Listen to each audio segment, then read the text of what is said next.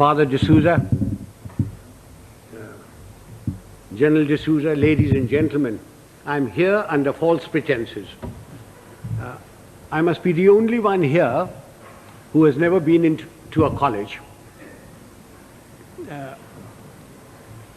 General D'Souza has told you all about me. I'm most appreciative of his kind words. My only regret is that my wife wasn't here to hear them. She would have treated me with greater respect. And when I say I'm uneducated, I really mean it. I must be the only member of my family who isn't a graduate. I managed to do my inter-science. I got a 3rd division, mushkil se. Anyway, it's nice being in this hall with all the academics and all the educated people. And I take this opportunity of inaugurating your Silver Jubilee series on leadership. I don't know what one does for inauguration, but may I say that I have inaugurated the thing.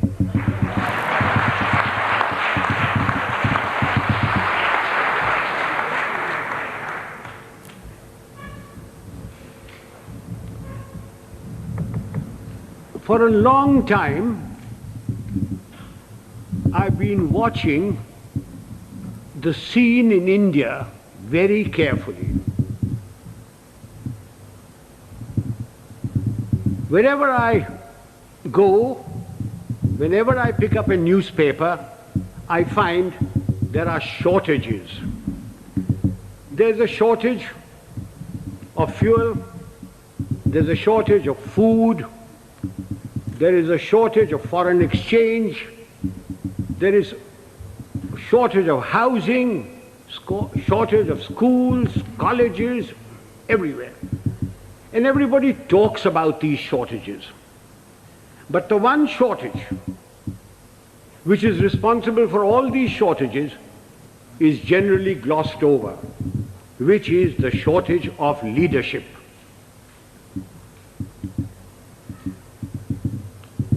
Father, don't misunderstand me, and gentlemen of the press, please don't misquote me, which you are always capable of doing and which you continue doing. When I talk of shortage of leadership, I do not mean just political leadership. I mean leadership in every walk of life.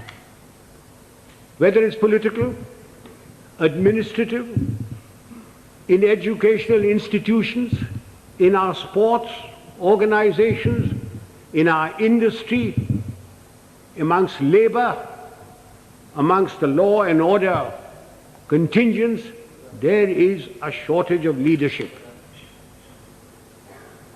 I do not know whether leaders are born or leaders are made. There is a school of thought which says leaders are born. Father, we have a population of 780 million people, and we procreate at the rate of 1 Australia every year. And yet, there is a shortage of leadership. So if those of you who think that leaders are born and who contribute to that theory, may I suggest you throw away all Planned Parenthood and really let yourselves go. If leaders are not born, can leaders be made? It is my view that give me a man with reasonable common sense and decency, you can make a leader out of him. What are the attributes of leadership? There are many attributes. The cardinal attribute for leadership is professional knowledge and professional competence. Now you will agree with me that you cannot be born with professional knowledge. Even if you are the child of a minister, the son of a member of parliament or the progeny of a field marshal. Professional knowledge has to be acquired the hard way. It is a constant study. Professors, engineers, architects, lawyers, solicitors, doctors, they all study their professions continuously. They all contribute to magazines, to newsprints, to all sorts of things. But we in India, as soon as we reach positions of power, whether it's ministerial, secretarial, armed forces, or anywhere else, we think we are the repository of all knowledge. Professional knowledge has to be acquired the hard way. And without professional knowledge, you can never have professional competence. And if you haven't got professional competence, you cannot be a leader. I wonder, those civilian gentlemen who have been charged with the security of this country, whether they've ever read a book on the military profession. I wonder if they know the difference between a gun or a howitzer. I remember a minister one day coming to me. I'd left being the army chief then, and said, and I will talk to you in his own language, Zara batao, ye howitzer kya cheez hoti hai? And I said, what are you talking about, howitzer? Then I discovered that he meant a howitzer. And I said, well, why are you asking me? Why don't you ask the army chief and others? He said, kaise पूछे उनसे? मैं minister हूँ. तेरे से तो पूछ लेता हूँ. तू जानता है कि मैं बेवकूफ हूँ. I wonder if they can distinguish a mortar from a mortar, or a gorilla from a gorilla, although a great many resemble the latter.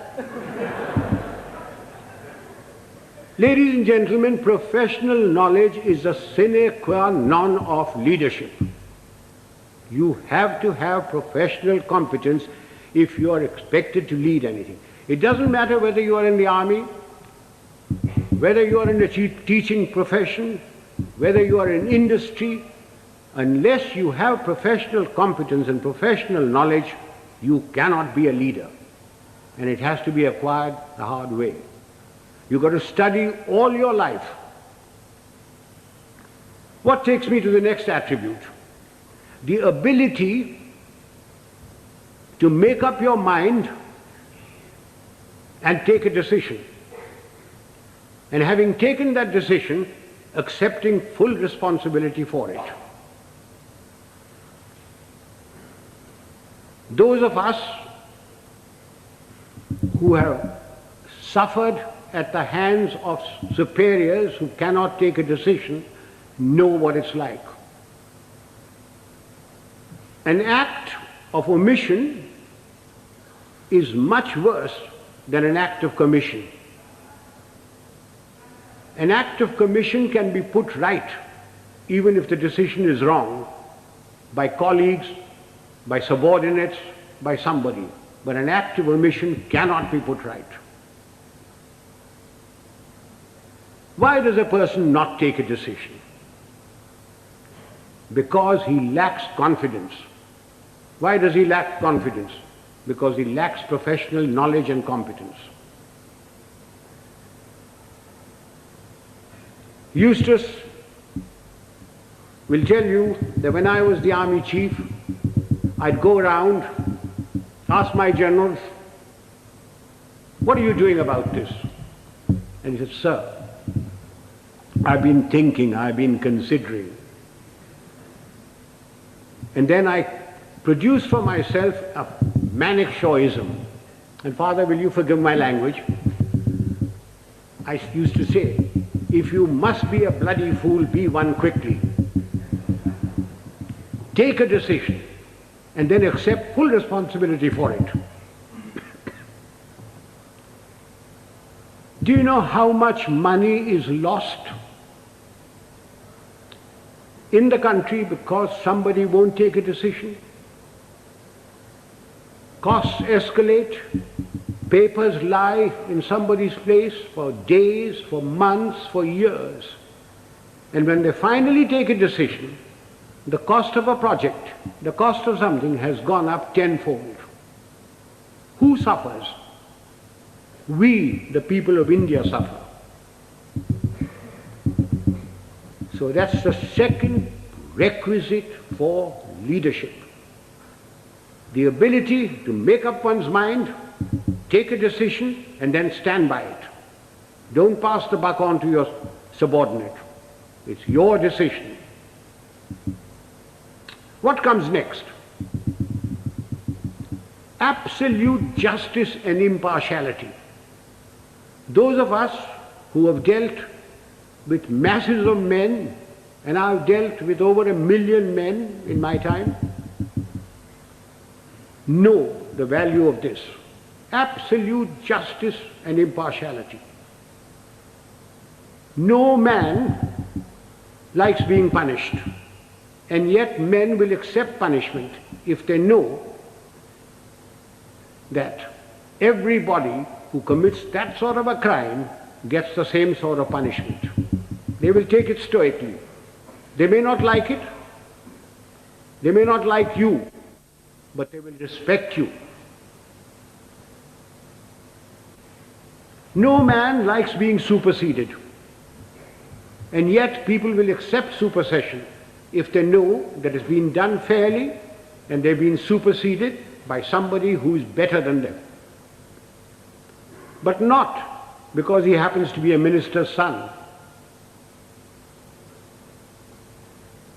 or related to Father D'Souza or the field marshal's wife's current boyfriend.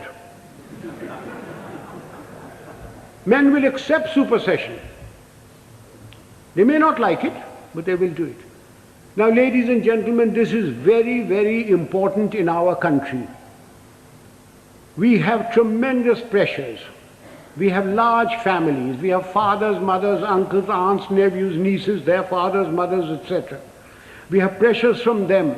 We have pressures from members of parliament. We have pressures from all sorts of people. And we lack the courage to withstand that pressure. This is very important for us in India. And that takes me to the next attribute: moral and physical courage. I do not know which is more important, moral courage or physical courage. Were I talking to a lot of soldiers, I would lay emphasis on physical courage. But since I'm only talking to a handful of soldiers, and mostly civilians, I will lay emphasis on moral courage. What is moral courage? Moral courage is the ability to distinguish right from wrong. And having distinguished that, you must have the courage to stand up and say your piece, irrespective of what your superior thinks, irrespective of your colleagues, irrespective of your subordinates. You must have the courage to say so.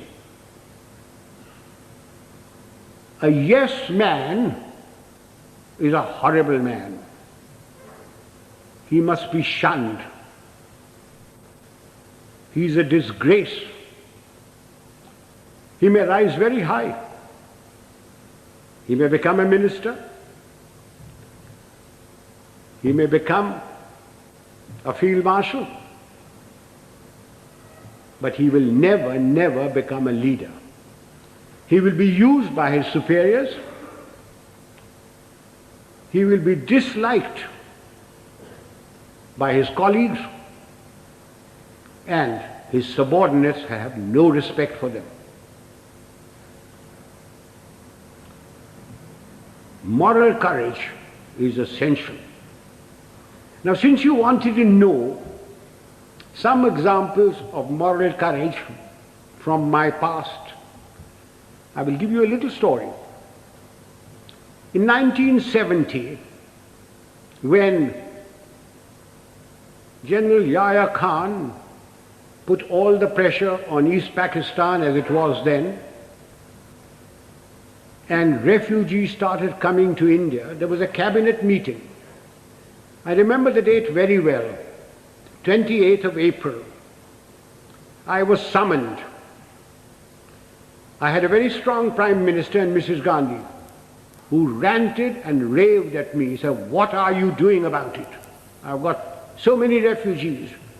The Chief Minister of Bengal has just sent me a telegram. The Chief Minister of Tripura has done this. The Chief Minister of Assam is writing that there are more Bengalis there than their own population. What are you doing about it?" And I said, "Nothing. Got nothing to do with me." And she said, "I want you to go in and take action." And I said, "Do you know what that means, Prime Minister?" And she said, "No."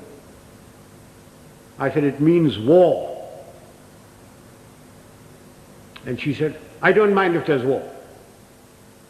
So I said, "May I please quote from the Bible, the first book, the first chapter, the first verse? God said, 'Let there be light,' and there was light. And you say, 'Let there be war,' there be war. Are you ready?" "I'm not ready. I'm not prepared. It is not the right time to go in. The monsoon will break very shortly, and the whole of East Pakistan will be a swamp. I will not be able to operate. The Air Force will not be able to operate. April is a month when we glean the harvest." And the Agriculture Minister was Mr. Fakhruddin Ali Ahmed. And I said, "I will require every railway wagon, I will require every train, I will require all the road space to move my troops. And you will not be able to move your harvest. And then if there is a famine, don't blame me." And I said, the passes in the Himalayas start opening now, the snow melts. And then if the Chinese give us an ultimatum, I will have to fight on two fronts. And then the External Affairs Minister, a Khalsa, Sardar Swaran Singh, said, "Do you think China will give ultimatum?" And I said, "You are the foreign minister, you tell me." And then my own minister, Jagjeevan Ram, who couldn't call me Sam, who used to call me Sham.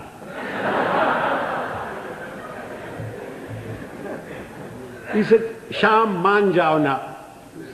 I said, "You can manne ki baat hai? I'm telling you what the facts are." And I said, "If you want me to do this, Prime Minister, I guarantee you 100% defeat. Now, Prime Minister, give me your orders." And there was dead silence. And she turned around and said, "The cabinet will meet at 4 o'clock. This happened at 10:30 in the morning. So, as the cabinet ministers walked out, I being the junior most man there, was the last to go, she said, "Chief, will you stay behind?" So I shut the door and I said, "Prime Minister, before you speak, do you wish me to send in my resignation on grounds of health, mental or physical?" I said, "Oh, sit down." He said, "Everything you told me correct?" I said, "It's my job to fight. It's my job to tell you. If your father in 1962 had me as his commander-in-chief, the country would not have been disgraced. The army would not have been beaten. But the army chief did not have moral courage of turning around and telling him he wasn't ready." So she said, "All right, you know what I want?" And I said, "Yes, I know what you want. And I must be allowed to do it my own way." And she said, "All right, you know what I want." So, ladies and gentlemen, there's a very thin line between becoming a field marshal and being dismissed. I just gave you an illustration of moral courage. Of course, I didn't worry very much because my wife had money. If I'd gone, she would have looked after. She would have looked after me. So much for moral courage. Now I come to physical courage. Fear is a natural phenomenon like hunger and sex. Anyone who says he is not frightened is a liar, except perhaps the Gorkha. Everyone is frightened. It is one thing to be frightened and quite another to show fear.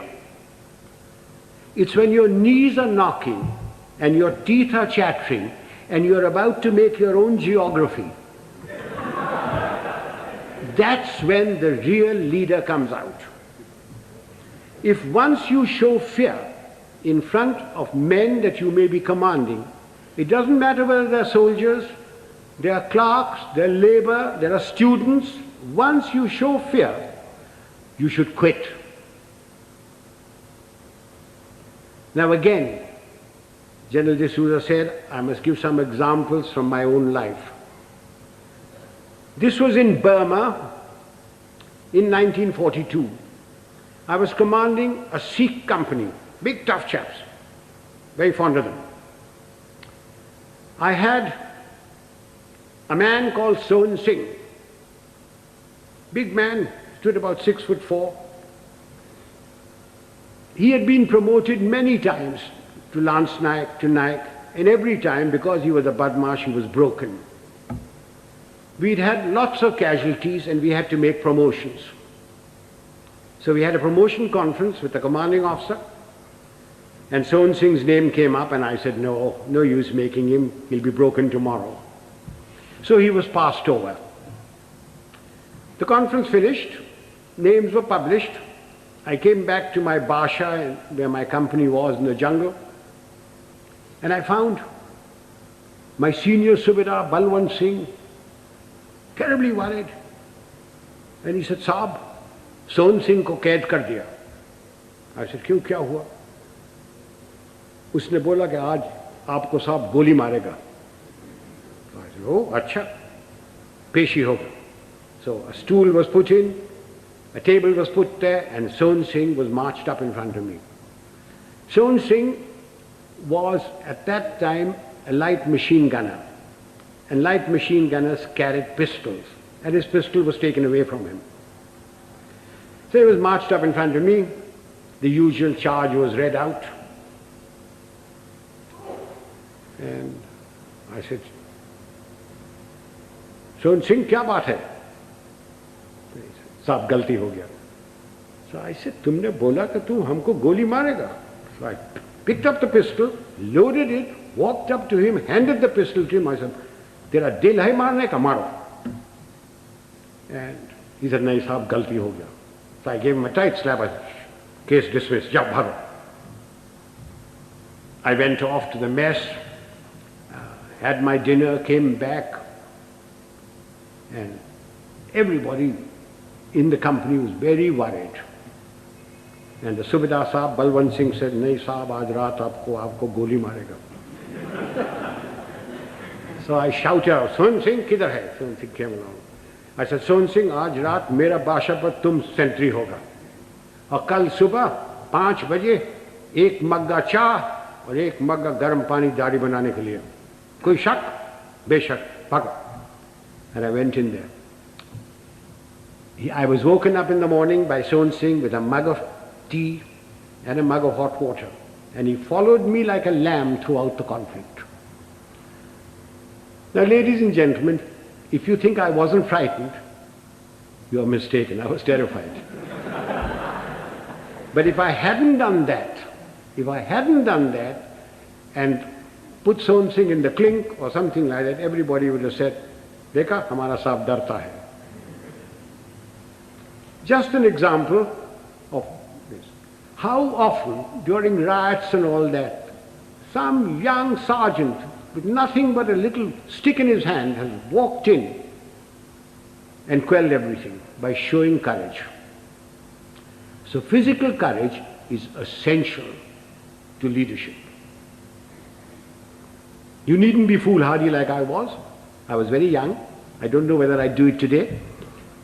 But physical courage is essential. That takes me to the other attribute, loyalty. Now, does loyalty require very much explanation? We all expect loyalty from our subordinates. Do we give loyalty to them?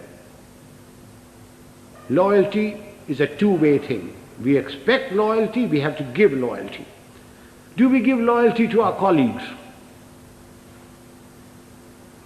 So remember that for leadership, you expect loyalty, you've got to give loyalty. Time is running short. There are other attributes.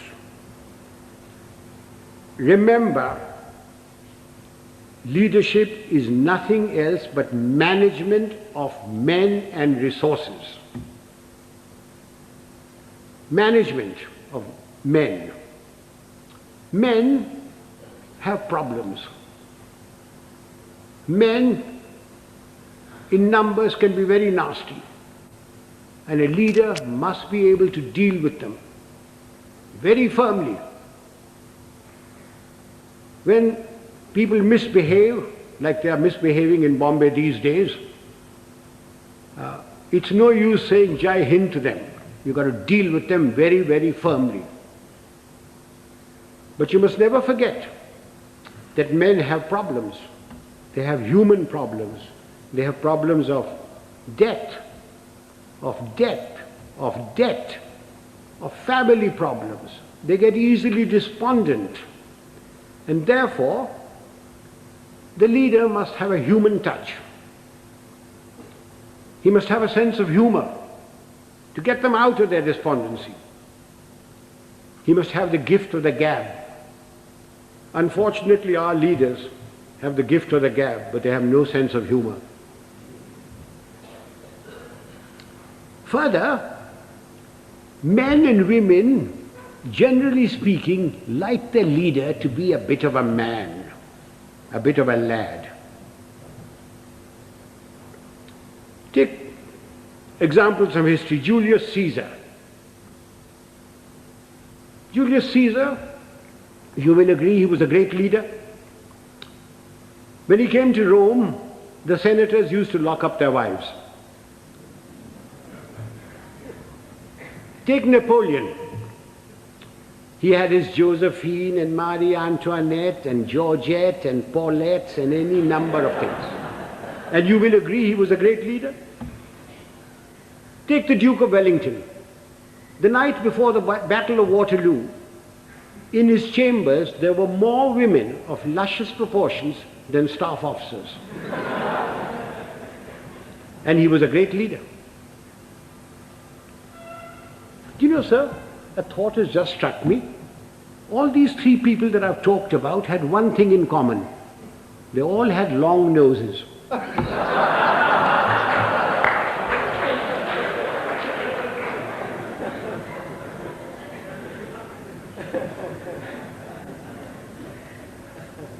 If my time is not up, can I crave your indulgence and talk for another 10 minutes?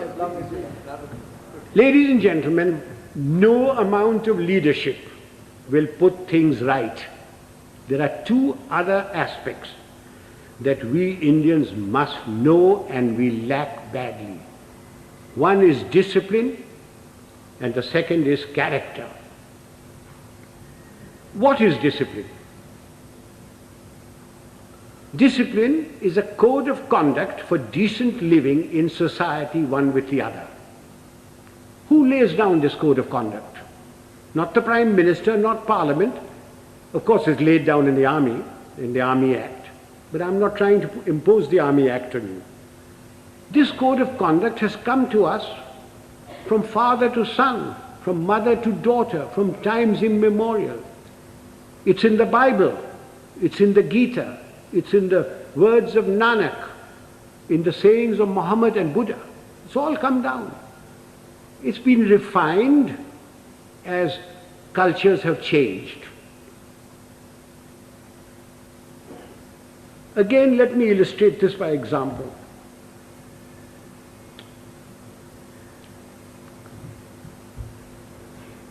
Non-punctuality is an act of ill discipline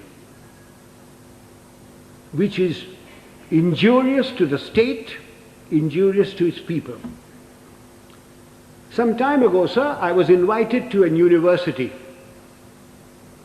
as also my wife, unlike today.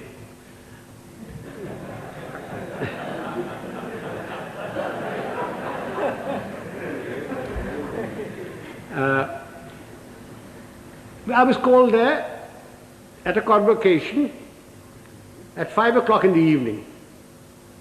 And having been in the army for 50 years, telling the driver, go slow, go fast, arrived there at 5 o'clock in the evening. I was received by the Vice Chancellor and his lady, the Union Secretary, escorted to the dais. My wife too was asked to sit on the dais, and she politely refused, saying that she'd much rather sit down, as this is the only opportunity she has to look up to me. And as usual, I was garlanded. The Vice Chancellor sang my praises and asked me to talk to these people. There were about 5,000 boys and girls there, plus deans, plus professors, plus lecturers, everybody. And as I got up to get to the desk, to the lectern, the Vice Chancellor says to me, sotto voce, Field Marshal, a fortnight ago we had invited a VIP to the same function. He was allowed to stand at the lectern for exactly 15 seconds. I wish you good luck. I said to myself, had the Vice Chancellor said this in his letter of invitation, I wonder whether I would have come. Anyway, I got up to the lectern and I addressed the gathering for the amount of time that I was allowed. I was heard in pin-drop silence, and at the end of it, I got a thunderous applause. The Vice Chancellor and his lady, the deans, professors, lecturers, the student body, and even my wife stood up and gave me a standing ovation. I was most relieved. Although my wife told me afterwards that I looked pale. After the usual vote of thanks, etc., we went out into the gardens where refreshments were given. And I, having an eye for a pretty girl, walked up to a pert little thing, wearing lovely jeans, tight-fitting, and I started a conversation which ran as follows. I said, my dear, why were you so kind to me today, all of you? I not having the looks of Rajesh Khanna or Amitabh Bachchan, or a speaker like M.G. Ramachandran, when only the other day you were so rude to a VIP. And she said, I quote, "Oh, Field Marshal, that dreadful man. We had invited him at 5 o'clock. He turned up at 6. He brought with him a bevy of security people who pushed us aside and took their places where we should be sitting. He brought with him 2 of his brats, grandchildren probably. He was too old to have those kids that side. But you never know.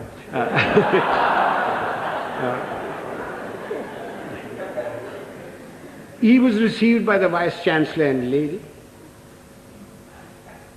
He was the Union President garlanded him, and he demanded garlands for his 2 brats.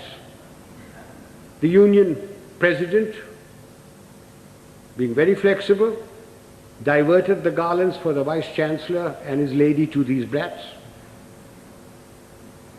And then the Vice-Chancellor sang his praises, saying how fortunate we were that he had come here, that he has done so much for the country. And all the while, this man sat there. He had come unwashed, unshaven, wearing a dhoti, exposing 4/5 of his legs, scratching away. And the Vice-Chancellor said that the worthy had been to jail. When he said that, the girl said, I almost shouted he should be there now. Then the Vice-Chancellor asked him to go to the lectern and to talk to us. So he picked up the lemonade or limca or whatever was there, which belonged to his female offspring, and took a sip, which started a howl. When that subsided, the worthy came to the lectern and said, friends and well-wishers, I have not had time to prepare my speech, but my secretary has written something for me, and he produced a whole heap of paper. He said, without any premeditation, without any thought, we made his stay very short. I unquote. Sir, I thank my lucky stars that 50 years in the army had made me come on time, that I'd been brought up to shave in the morning and shave in the evening if there was a function, that I had a lounge suit on, and although I have very nice legs, I didn't expose them, that I didn't suffer from itch or eczema to indulge in the scratching of the unmentionable.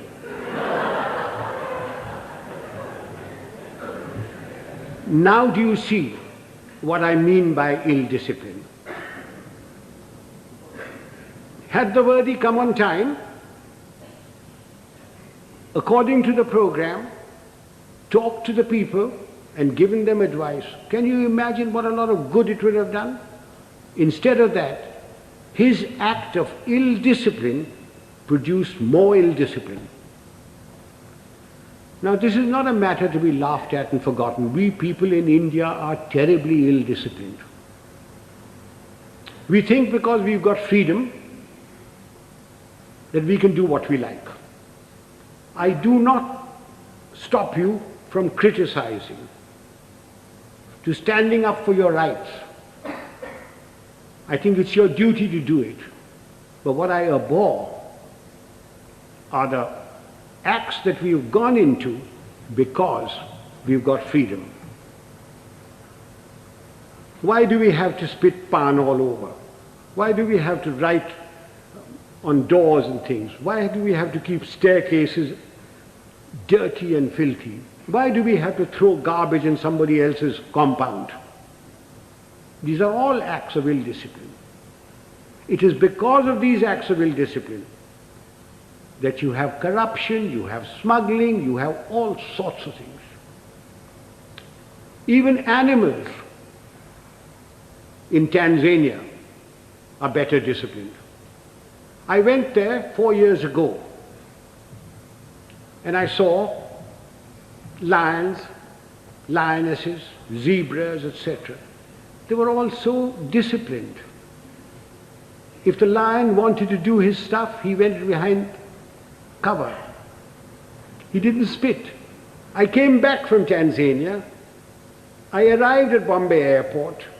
I cleared my baggage, and as I was walking out, there was a big, fat slob of a man who squirted damn pan on my trousers. And when I gave him a tight kick, he was most indignant. He didn't think he'd done any wrong. Why? Why do we tolerate it? So much for discipline. So everybody's been extremely well disciplined so far. Will you give me your indulgence for just another few minutes? I said character. By character, I don't mean the sort of thing which the father will preach to you. Of course you must be honest. Of course you must be truthful. Of course you mustn't covet thy neighbor's wife. Not when father is listening. Of course you mustn't. All that is part of character. But I mean something bigger. It's knowing yourself, knowing what you really are. Unfortunately, we lack that sort of character. And what little we have is denuded by our fans, by the sycophants around us, by the hangers-on. Again, let me illustrate this by an example. Some years ago, Hollywood produced a picture of the great violinist and composer Paganini.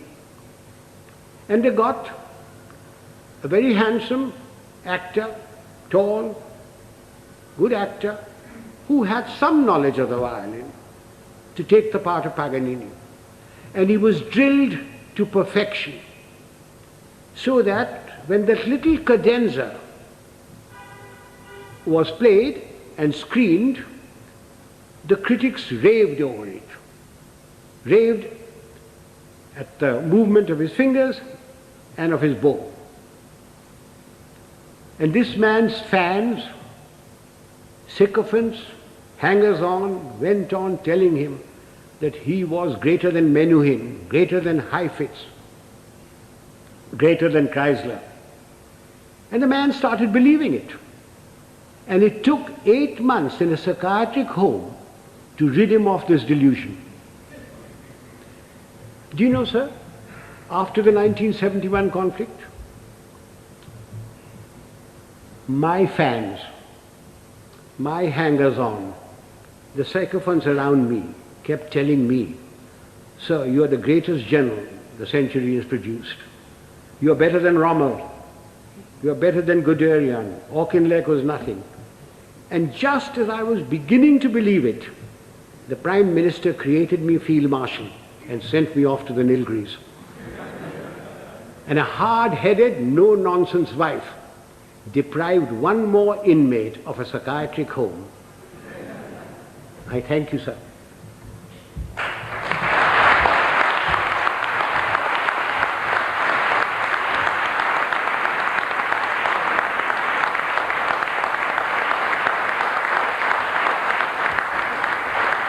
Ladies and gentlemen, I'm at your mercy. You can ask me any question you like, personal, pertinent or impertinent. I'm getting deaf, so you'll have to come nearer me. Punctuality is very essential for this. This engagement was announced at 6:30. You are quite right, sir. I was ready. I was told I was going to be picked up at 6 o'clock. I was ready, waiting. In fact, the people who organized the function came up to me. I just came out of my bath and said, "General D'Souza says, please do not come before 6:45. So will you hang around till 6:30 and then we'll bring you here." Not my fault. I was there absolutely on time. Please blame General D'Souza. And he had a reason that everybody works till 6 o'clock. Traffic is also there, and therefore he decided it was going to be 6:45. I would like to add that We got to go into East Pakistan. None. Militarily. You cannot go into anybody's country. But we had 9 million refugees. We, in our own country, are starving. We don't have enough clothes, we don't have enough medical attention, we don't have enough food, we don't have enough schooling. But we had 9 million people, through no fault of our own. We, the Prime Minister of India, went around the whole world telling everybody that I have nothing against Pakistan. In fact, I want Pakistan to be strong. What crime have we committed that we should have 9 million people of somebody else's country in my country? You Americans, if two Indians go there, you kick up a row. You, the French, won't accept anybody coming in. The British don't. Why are you asking me to keep 9 million men? Yahya Khan is your friend, not mine. Please persuade him to take these people back or create conditions so that they go back. If you don't, then I shall have no recourse but to ask, I was a general then, General Manekshaw to create those conditions. Now, we had no intention, no desire to go there. All we wanted was these people to go back. And they would never go back so long as the Pakistan army was doing what it was in East Pakistan. I certainly spoke about it. I understood the problem as a soldier and also as an Indian. Now, you asked me about Sri Lanka. The number of refugees that have come in, very small. In fact, they don't want to go back. They're being pushed back. If 2 million camels had come in, perhaps you would have had to take some action. Have I answered that question? Would the young lady stand up? Let me look at her. Don't be shy. Oh, thank you, dear. What steps are taken from the moment this is leadership has been our profession for thousands of years. For thousands of years. The army has provided the leadership. From the moment the man joins, he comes into an environment of discipline and somebody who is his leader there, and he learns. We don't have courses for leadership. It is by example. If the general officer commanding in chief comes unshaven, you don't expect the others to be shaven, to shave. But because he is shaven, properly washed, properly clothed, everybody else is. If the general officer or the colonel takes bribes, then you don't expect his people not to take bribes. But he doesn't take bribes. Now you ask me, why doesn't he take bribes? Everybody else in India does. And the answer is very simple. It's environment and also fear. If I gave an order and one man disobeyed it, he could be tried by court-martial and given 2 years imprisonment. If 2 men disobeyed my orders, it is considered as mutiny. He is tried by general court-martial, and given 14 years imprisonment. But in civil life, who cares? The policeman takes a bribe. The inspector takes a bribe. Somebody disobeys orders, what happens? You suspend him. He gets a writ petition by paying 25 rupees to any wakil. His case drags on. Eventually he is reinstated, probably gets promotion. But in the case of the army, there's environment from the moment he joins, plus fear. There is great fear.